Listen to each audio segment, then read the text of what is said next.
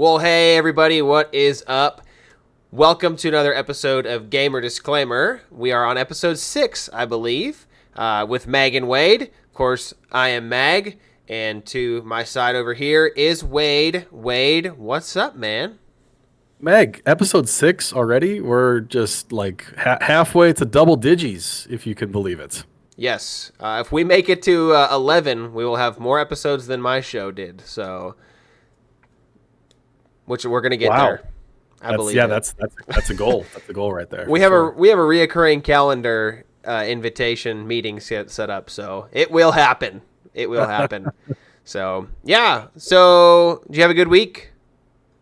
Yeah, I think so. I'm trying to recall what I did over my week and my weekend.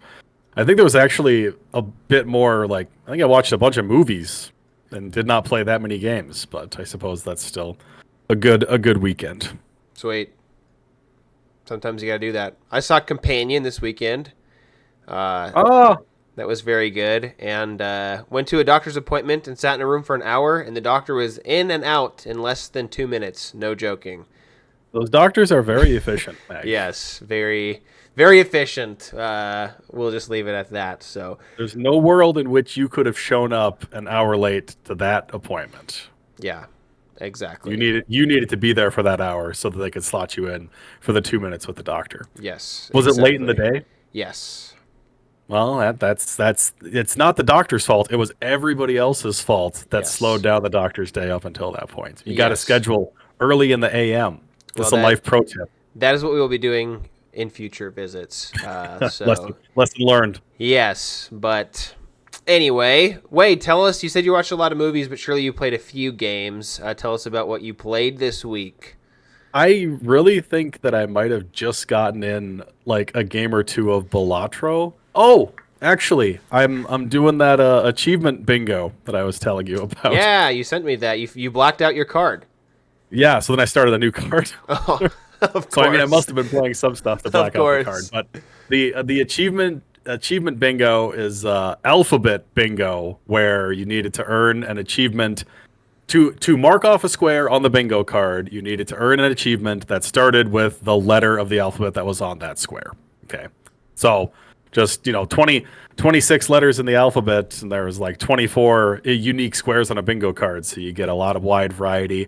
I think I started my second card, and I've been playing a lot of Brotato. Do you know anything about Brotato? I have seen the art, the cover art, and Yeah. I know So that it's fun. Brotato is similar to Vampire Survivors, if you spent any time with that, Mm-hmm. where every run is kind of unique, and you just like get upgrades, and you go and you get different things. But as far as the achievements are concerned, there's an achievement for beating a run with like every named character that they have. So that's good for knocking out a lot of the alphabet. So there was like one where it was for beating a run with masochist, and then one for reading a run with farmer, and then one for beating a run with like old or something like that. All the characters have got kind of silly names. So Hmm. yeah, played some Brotato. It's on Game Pass, so I'm kind of trying to knock out as many of those Game Pass games that I'd like to play, so that maybe someday I won't be shackled by Game Pass and I'll actually play some other games, not just what's available to me on there. But what did you play this week, Mag? Yeah, so I didn't get into too much. I didn't stream this week. I played a Oh, we lot played of. Marvel Rivals, I Mag. did play a lot of Marvel Rivals this week. Yes, my friend Bo as well as Wade. Yes, we played some Marvel Rivals, and I played. I basically that's all I played the whole week up until last night. I lost 5 ranked games in a row and got a little frustrated, so I hopped over to League of Legends and played some of that. And feel like I kind of just go back and forth between those two games, for sure. I did not play any new games this week, but I did wishlist a bunch of new games on my and I prioritized and ordered or like made an order of my wishlist games of most excited to not as excited. So UFO 50 still at the top. It is on sale right now, but only like $4 off. So I'm waiting for it to be a little bit cheaper. But Castle Crashers, $1.50 right now. One of my favorite games, top 5 favorite games of all time. Pick it up on Steam if you don't have it. I know you just But did. You better hop on a time machine as well, because by the time that you post this, the sale will be over. Maybe, maybe not. Who knows? Pick it up now. Go check immediately. Yeah. Anyway, so we have a fun topic for y'all this week. So I would say probably more so myself than Wade am a glutton for difficult games. I'm representing one today with my Celeste shirt that I have on because I love Celeste, and I would categorize that in this category, along with Cuphead, which is one of my favorite games of all time. Celeste and Cuphead are in my top 10 favorite games, and they are two the very difficult games, notoriously difficult, as well as the Souls-like genre.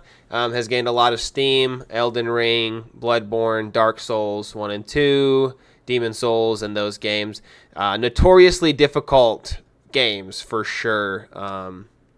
And yeah, there's just a lot of different difficult games. And so I've had many conversations with lots of people who are like, yeah, like I would play this game, but I just think I would get too frustrated, or I think I'd get too mad. And so I thought it would be a fun conversation to have with Wade about why people like difficult games more than just, oh, this is kind of a challenge, and what are some things that make them fun, make them good, but also maybe make them not fun for some and not good for others.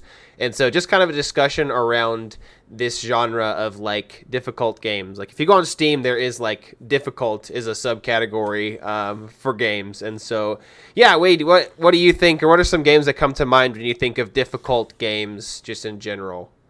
Well, you mentioned a lot of recent ones, but when I think of difficult games, my brain goes all the way back to like the arcade days where games were difficult so that you would lose and you would have to put in more money to keep Yeah, playing them. for sure. So something like, I think there was Battletoads, not. I know there was a Battletoads in the arcade. I don't think it was the same Battletoads that was on the NES. Or like, even a lot of those old Castlevania, not Castlevania, excuse me. A lot of those old Nintendo games still had some of the trappings of an arcade game in their, systems and the way that they were set up, where it was made so that you were going to, if you played perfectly, you could finish the game in 40 minutes, but you weren't going to play perfectly. Therefore, you were going to be playing this game for hours and hours to just get everything knocked out so that you could win everything.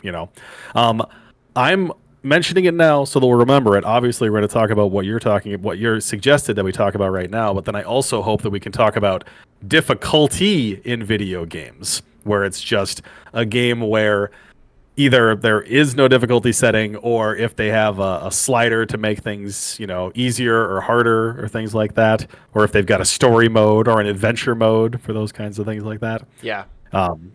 Lots of good points. But I mean, all the ones that you've mentioned, I have to always make a claim for Nine Souls, because that one came to Game Pass pretty recently, and that was like my Cuphead equivalent, I guess, of just like a super challenging game that I really sat myself down and I'm like, I can beat this. I'm going to beat this. And thank goodness I did. I can finally put that one behind me. That was such an experience. And I suppose that comes around to the first points of where it's like, when you beat a difficult game, it's a big point of pride for you. You really feather in your cap, I guess is what some might call it. It's where it's like, I did this tremendous accomplishment.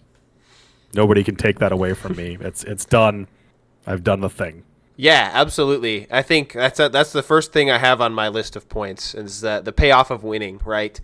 I think some of the appeal of those games is like, I remember I was playing Cuphead in North Dakota when I was on vacation. My parents were gone doing something, and I was just chilling at the house. And I beat Grim Matchstick, who's the dragon, who's like one of the hardest bosses in the game. And I remember just getting so jacked, I just was like, let's go! And I like high-fived the wall because nobody was there. But I was just so excited about that payoff of like beating a difficult boss, putting in the time to memorizing patterns and movesets and things that that they do, and then actually beating it, like the payoff of beating like something that's incredibly difficult, I think is a huge appeal. Another thing I had that I'll go back to, Wade, since you brought it up, is like old game difficulty versus new game difficulty, right? So like I think in the previous, like, you know, like games like Ninja Gaiden are notoriously difficult, and just other games, like you said, yeah, if you beat them perfectly, you know, like Sonic 2 takes an hour and a half to beat, right? If you just play through it and you just beat it. But like they only give you 3 lives, right? And it's like every time you play, it's almost like the roguelite style of like, well, you got this far and now it's a whole new learning experience, except for things being different. It's now you start at the beginning and then, you know, now, you know, Emerald Hill Zone and Chemical Plant are routine, but now it's okay. Now I'm on to level 5. I've never played this level before, and it's like you're building your way up to this like new thing. And so like I feel like the manufacturers of the games, if their games were too easy, then you would just be bored with it, you know. And so like difficulty had to be a part of the game to keep you like coming back to it, or else you would just like write it off. But anyway, I just wanted to throw that quick point in there. But yeah, the payoff of winning for sure. Right, like you beating like a really difficult boss on like 9 Souls, you're probably just like, yes, you know, like you put hours into like trying to beat this guy, and then you finally do it. So I think that's definitely a big appeal. But it does take work, right? Like it takes work to get to that point to where you finally beat that boss that took you, you know, 3 days to beat or things like that. So I often think back to like I used to play a fair amount of Destiny and Destiny 2. And like when you go into a raid, which is end game content, it's like the hardest thing that you're going to be doing in the game. You can fail, you know, 30 times before you actually succeed. And then on the one run where you do succeed, it just takes 5 minutes and then it's done. It's like all we needed this whole time was a perfect 5 minutes. And now we finally got it, and now it's over. Yeah. Now we can do it again next week. Yeah, I've noticed myself, like, you know, even in, like, playing, like, Bzzzt, you know, that game, it's, like, it just becomes so monotonous, like, trial by death. You know, like, Celeste is a game like that, too, where it's, like, you just, like, keep dying sometimes, and then you have to, like, really lock in to be like, okay, like, I gotta take my time, I gotta not be impatient, like, I gotta, like, get it together, and not just, like, make stupid mistakes. You know, like, oh, Cuphead. It's like, damn. I don't wanna derail you too far from your excellent notes that you have on this thing, but branching off from that topic of the Bzzzt game, or like Celeste, the same could be said for. I mean, 9 Souls was really good about this as well, and Super Meat Boy, where as soon as you die, you're right back into it again. Yeah, for sure. There are a lot of other games, Souls-like games specifically, where, or even in those older games that we were talking about, that when you die, there's going to be a long run back before you get to try and do the difficult thing that you were trying to do before. Like, Cuphead is, you know, all killer and no filler, where it's just all boss rushes. You're immediately splashed right back into it again as soon as you die, and you got the wonderful little progression that it shows how close you were to getting them. No health bars in Cuphead, just how close you were at the end. Yeah, if you die before they do. I have that as one of my notes. The Cuphead progress meter is what I wrote down. And that's one of the things I love the most about Cuphead is, like, you know, most games have a health bar. Like the the Dark Souls games have health bars. Pretty much, you know, a lot. Like I think 9 Souls had health bars for your enemies, and so I don't know. The thing about Cuphead is like, just the experience of like knowing you're close and just feeling yourself tensing up as you're like, he's gotta go soon. Like he's gotta go soon. And then you die and you're like, ah, and then you see the little guy run across the meter. And I just think that was such a cool element to add to the game. It's just, I don't know. I really liked it a lot. So with that element, it's like you cannot let up until you see the knockout at the end. When you are fighting a boss where you can see their health bar, when you get them down and you're like, okay, all I need to do is get one more hit, that might change the way that you play to try and get that last hit, which the boss might take advantage of and punish you for. Yeah. It's like on Smash Bros. It's like if you have somebody at high percentage, it's like you just start playing for that. That's one of the deadliest. You play for that smash attack to finish them off, and then you just like are like having, you know, you're changing your game up. But yeah, I love the Cuphead progress meter. Like I said, I think that was like something that was just a really cool addition, like you said, or like you brought up. But segueing into point number 2 that I had, and it's maybe a conversation worth having. So I just wrote down, like, if the game, I think really good difficult games feel fair. And what I mean by that is, like, the good ones, it's like if you mess up, it's on you. But there are games like your Ninja Gaiden and other, even like in Sonic 2, and you're like going through a really fast zone, and then boom, there's an enemy right at the end of your super speed run that you're on, versus like unfair and it feeling cheap. And I think, like, for me personally, like I really like a game when it's fair, because it's like, hey, you messed up, like you made the mistake and then you died, or you lost, or like you didn't complete it and now you have to start over. But when the game feels cheap and the game feels like it's kind of like screwing you over, that to me is when it goes from a good difficult game to like, now I'm losing patience with this, now I'm getting frustrated with this, I'm investing all this time in this, and now the game is the thing that's messing me up and screwing me over, versus myself, and like acknowledging like, hey, I'm just not good enough to beat this yet. Yeah, I hear you. That kind of leads into, well, when a game has a singular difficulty, you would expect everything to be balanced around the fact that that is the difficulty that it's going to be. When you were saying about a lot of unfair things being thrown at you, I think about games where when the difficulty level is higher, it just means that the enemies are going to have more health, you are going to take more damage, those kinds of things that are behind it, rather than the enemies are now going to react in a different way, like they're going to be more challenging in that. It's like, no, we're just going to make them sponge up. They're just going to have way more health than they used to. Are there any games that are like that though, where like the AI gets more difficult if you go up to like a harder level, rather than just being a sponge? Like anything that you can think of off the top of your head? My brain goes back to Halo Combat Evolved, which had the elites would level up on higher difficulties. But I mean, the AI, I felt, even on, normal or heroic in Halo, was pretty solid, where, enemies would try and flank around you, they would like sacrifice the grunts to try and get other things going on. But I haven't played a lot of them, and this is not a good example of it because nobody's playing Call of Duty for the difficulty, but that's another one where like they'll just throw endless amounts of enemies at you on the higher difficulties, rather than making it so like the enemies are going to be smarter, difficult on that front. And then I think in Ninja Gaiden, which I did recently play through, Ninja Gaiden 2 Black, which was the one that they remade in Unreal 5, I played through it on not the easiest difficulty, but what they called the normal difficulty, and I finished the game, and I am perfectly content to not go back and try it again on any of the 3 harder difficulties that are available, because I imagine that they would just frustrate me to high heaven. Yeah, I mean, 3 more is insane.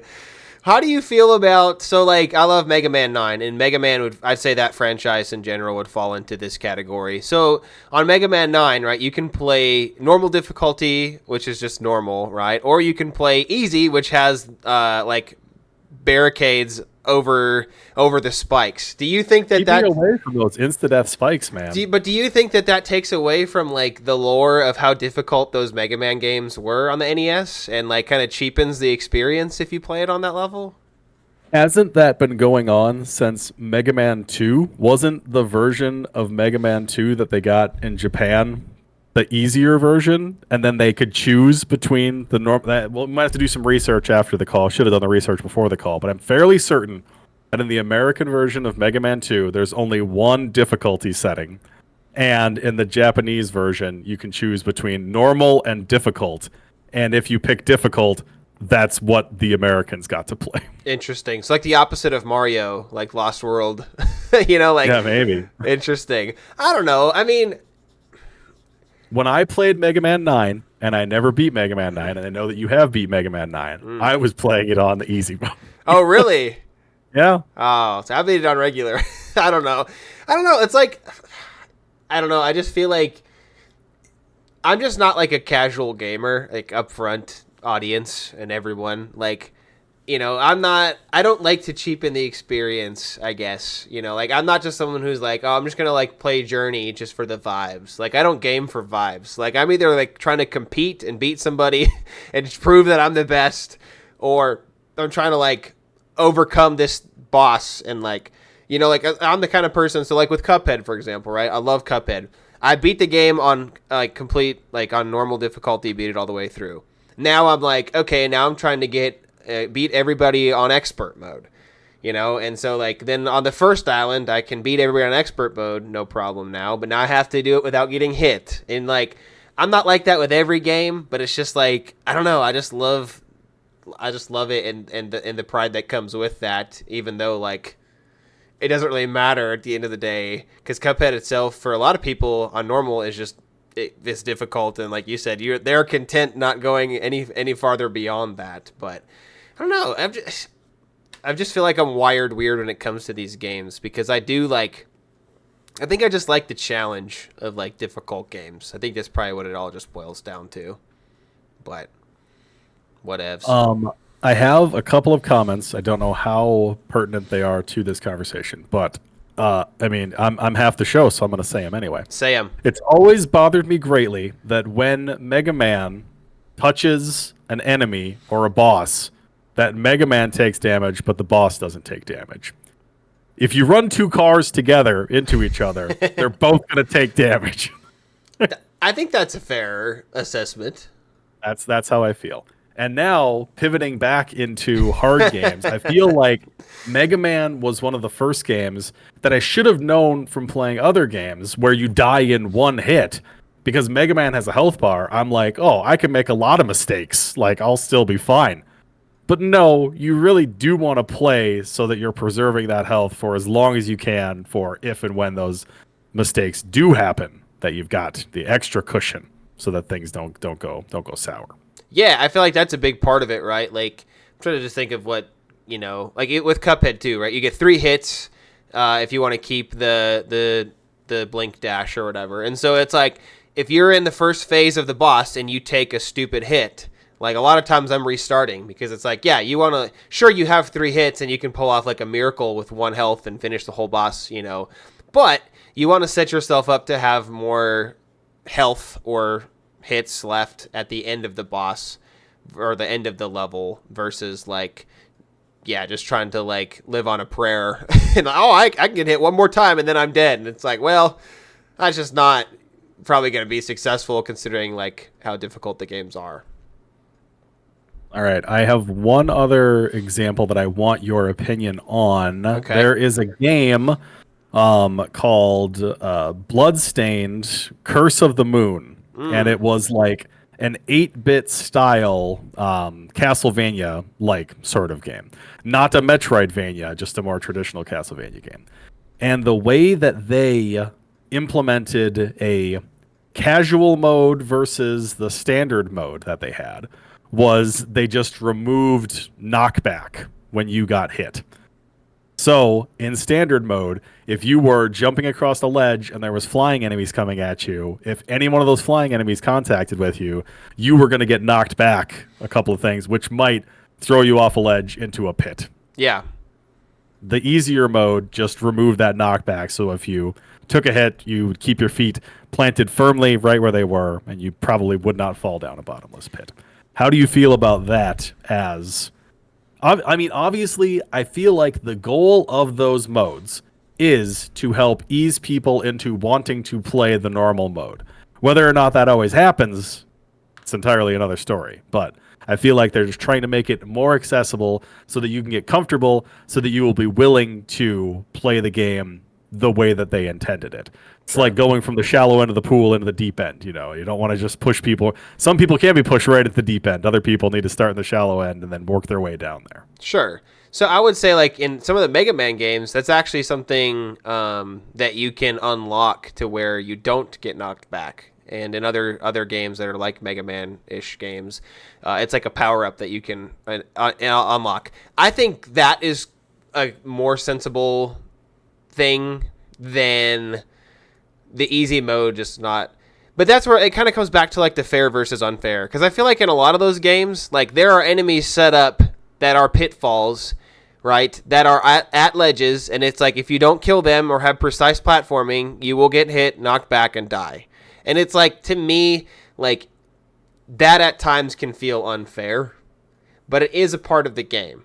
So, like, I don't think that's necessarily, like, the best form of making things easier, if that makes sense. Like, oh, well, if you get knocked back, well, now, like, you know, this time you don't get knocked back. I think that's cool, but, like, to me, like, just like with the spikes in Mega Man, it kind of, like, cheapens the experience. And maybe you say, like, it's kind of like a baby step into it, but, like, it's going to be a harsh reality when you do get knocked back. You're used to playing the game a certain way, and then now you got to play it a whole different way. You know what I mean?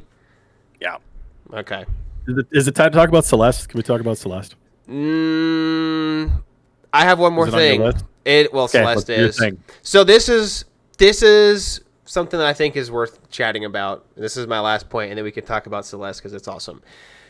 So I just put a note that a good difficult game has success that is actually achievable versus games that don't. And what I mean by that is, like, there are people I've watched on TikTok that are absolute gluttons for punishment in the fact that they're playing Super Mario Maker 2 and they're playing these levels, and, like, this one guy was doing this, like, modded boss rush level or whatever, and it was like he was on it for 6 days. And I'm like, brother, like, I mean, he's got the patience and the stamina is unmatched, right? But to me, like, that doesn't seem fun. Like, difficult games need to be beatable, right? So I think of, like, an example too, like an old one, like, was it like Ghouls and Ghosts or whatever? You get Ghosts and Goblins. You get hit 2 times and you're cooked. And, like, I don't even mind the fake out of, like, you know, spoiler, like, having to play through the game twice. But, like, I mean, there's a whole category for, like, deathless speedruns, you know, and it's like, that's like a niche group. Like, there's, you know, like, and so, like, to me, like, I'm not interested in playing that game, even though it's a difficult game, and I love difficult games, because I'm like, that just doesn't seem like success that's actually achievable. And, like, you have to put in hours and hours and hours and hours of time to even get remotely close to beating something like that. So, like, at least to me, like, I think success that is actually achievable, that has to be earned, but is a fair amount of work to earn it, is kind of the balance. And I think once you get a little bit too far into that, well, this is just, like, ridiculously difficult and just stupid, difficult without a purpose, difficult without any reason, then it starts getting into just, okay, this is just difficult for difficult's sake. Well, and what you just described is a sliding scale where difficult for difficult's sake might mean different things to different people, which is where the element of self-imposed challenges and putting that extra level of difficulty onto something that is already difficult might be appealing to some people and might not be appealing to other people. And that's where game developers really do have to strike that balance between those two things, because they want it to be challenging enough to make it feel good when you are successful, but not too difficult that, you know, you're gonna lose interest and not progress any further. I think there's some statistic that, well, I mean, obviously, like, game developers know these things, the way that every machine is hooked up to the internet and there's all kinds of data that's feeding back to them all the time. Like, they know how far people get in games. Like, if people are actually finishing their games, at what point they drop off. So in future iterations of those games, they're going to try and manufacture it so that you will actually want to see the rest of the game that they created. Because what's the point in all of the work that they put into creating these parts of the games if half the people that play them don't even get that far? Yeah, that's true. I mean, they have to have that information, right? Like, yeah, obviously. I wonder what that even looks like. That would be interesting. I just noticed that my mouse hand was on your side of the screen for the whole episode, so sorry, viewers. It's not a there's not a bug on your screen. No, it's on your bookshelf. All right, you want to talk about Celeste? Let's talk about it. I always want to talk about Celeste. So Celeste is a game that has those accessibility options that I was talking about, where you can turn down the game speed to like 0.5, and you can do a number of other things, I think, right? Like you can give yourself just like unlimited dashes, I'm Yep. pretty sure. But Celeste is the kind of game that I would strongly advocate that you don't use any of those things, because Celeste, in both gameplay and story, is about overcoming challenges. The goal Interesting. is to climb the mountain, and the characters in the game constantly are telling Madeline, "No, you can't climb this mountain. You don't know how to climb the mountain." And it's like, "No, no, I can do it. I can totally get to the top of the mountain." Yeah. I love Celeste. And it's funny because I went a long time without playing it, even though I had heard it was amazing. And I finally just was like, after the recommendation of somebody, and I was just like, all right, I'm going to give it a try. And it is now one of my favorite games ever. I love that there's always something new to learn in that game, too. Like, there's levels of difficulty in terms of skills within the game, right? So, like, I think Celeste, it's not a perfect game, but it's close. Just because, like, they're teaching you new things. Like, it's kind of like that video we watched about Mega Man. It's like they're teaching you new things and new skills. But then, like, then there's the B-sides. Then there's the C-sides. Then there's the extra thing where you learn how to wave dash. And it's just such a cool game. But it's hard, right? But like you said, in the lore of the game, it's about overcoming obstacles, right? So it's difficult with a purpose. Yep. And much like some of the other ones that I was talking about before, Super Meat Boy or whatever it is, when you die in Celeste, it's not that big of a deal, because you're going to be right back into it, and you're gonna get it next time. Yeah, except for they have a death counter at the end. But I've seen many commentaries saying this is just showing your resolve and your journey to get through the difficulty of the level. But I will say, when you finally beat a level in that game, like, it is very rewarding, like, for sure. Especially the B-sides. Did you play Super Meat Boy back in the day? Of course, yes. Okay. Well, that one, you didn't need a death counter, because when you won, you got to watch all of those deaths again. All of those deaths, yeah. Yeah, Super Meat Boy is awesome. Platforming, I just love platformers. But, yeah, I don't know. Like, we didn't touch a whole lot on the Souls games. I think just probably because, like, you and I don't have a ton of experience in playing them. It's my goal for this year to hopefully play some of them. So I think my biggest deterrent to those games personally is that, like, I also, like, the thing about Cuphead and the thing about a lot of the other games that are difficult that I like to play is, like, each boss fight is, like, less than 5 minutes. But, like, it is heartbreaking to me investing 10 to 15 minutes into a boss fight, getting so close to the edge, and then having to restart that again. Like you said, like, I can handle, like, in Celeste, I immediately am back and trying to fight again. In Cuphead, it's like the longest a boss takes is like 3.5 to 4 minutes tops. But even then, a lot of them are a lot shorter than that. But, like, I just personally don't have the willpower at this point in my life, or the time, honestly, where, like, it's just crazy. Like, I have a kiddo, another one on the way. I'm like, I just don't, and, like, a wife. It's like, I don't have the time to commit. I only get 4 chances at this, because, like, my first 2 runs are warm-ups to get me back in the groove, right? Because those games are so technical. So to those of y'all that have beat those games, like, I know, shout out Tommy Buckets, loves Bloodborne. It's his favorite game ever. Like, I don't know. I just don't have the stamina or the time to get through that. I mean, what do you think, Wade? Do you? I mean, we'll find out. Like, how long are the boss fights on Nine Souls? In Nine Souls? I don't know. Probably not more than 5 or 6 minutes. Okay. So it's, like, reasonable. Yeah. Okay. All right. Well, I think anything else you want to add, or did we cover all the difficult game things? No, I think that we've discussed about, again, my goal.